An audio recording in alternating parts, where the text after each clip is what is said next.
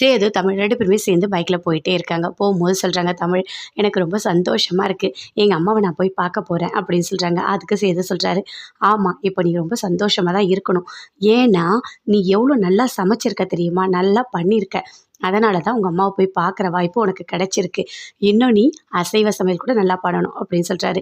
நான் கண்டிப்பாக நல்லா பண்ணுவேங்க அப்படின்னு சொல்லிட்டு தமிழ் சொல்லிட்டு இருக்காங்க. 2 பேருமே சேர்ந்து போகிறாங்க. போன உடனே தமிழோட அப்பா, வாங்க மாப்பிள்ள வாங்க அப்படின்னு சொல்கிறாங்க. பார்த்தா எல்லா இடத்துலையும் ஒரே பேனராக இருக்குது. என்னம்மாம்மா இதெல்லாம் அப்படின்னு சொல்லிட்டு கேட்குறாரு சேது. அதுவா, நீங்கள் வரீங்கல்ல அதனால் நாங்கள் ஊர் ஃபுல்லாக பேனர் அடித்து ஒட்டியிருக்கேன். எங்கள் மாப்பிள்ளை நான் சும்மாவா, என் பொண்ணை கல்யாணம் பண்ணியிருக்கீங்கல்ல அதனால தான் உங்களுக்கு எல்லாமே சூப்பராக பண்ணியிருக்கேன். வாங்க வீட்டுக்கு வாங்க, இன்னும் இதை விட சூப்பராக இருக்கும் அப்படின்னு சொல்லிட்டு கூட்டிகிட்டு போகிறாரு. வாங்க மாப்பிள்ள வாங்க, நீங்கள் அங்கேயே இருங்க, நான் போய்ட்டு ஆரத்தி கொண்டு வரேன் அப்படின்னு சொல்லிட்டு போயிட்டு வசந்தி எடுத்துகிட்டு வராங்க. 2 பேருக்குமே சேர்த்து ஆரத்தி எடுக்கிறாங்க. உள்ளே வாங்க அப்படின்னு சொல்லிட்டு கூப்பிடுறாங்க. வீட்டில் எல்லாரும் எப்படி இருக்காங்க அப்படின்னு சொல்லிட்டு கேட்குறாங்க.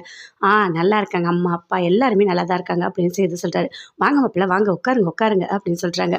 பாட்டி, அவங்க தங்கச்சி எல்லாருமே சொல்கிறாங்க, வாங்க மாமா உட்காருங்க அப்படின்னு சொல்லிட்டு. நீங்கள் மறு வீட்டுக்கு வந்திருக்கீங்க, உங்களுக்கு தேவையான எல்லாமே நான் பண்ணுறேன், நான் கடைக்கு போயிட்டு வரேன் அப்படின்னு சொல்லிட்டு வசந்தி அங்கேருந்து போகிறாங்க. அத்தை, அதெல்லாம் ஒன்றும் இல்லை, உங்களுக்கு நீங்கள் என்ன சாப்பிட்றீங்களோ அதுவே எனக்கு கொடுங்க அப்படின்னு சொல்லிட்டு சேது சொல்கிறாரு.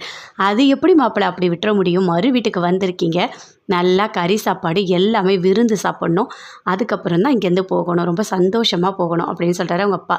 சரி நான் போயிட்டு வந்துடுறேன் அப்படின்னு சொல்லிட்டு வசந்தி போகிறாங்க. கறி மீன் எல்லாமே சூப்பராக வாங்கிட்டு வராங்க. வாங்கிட்டு வந்து நல்லா சமைக்கிறாங்க. மாப்பிள்ளைக்கு என்ன பிடிக்கும் எல்லாமே கேட்டு கேட்டு பண்ணுறாங்க. அம்மா நானும் கூட வந்து பண்ணுறேம்மா அப்படின்னு சொல்லிட்டு தமிழ் சொல்கிறாங்க.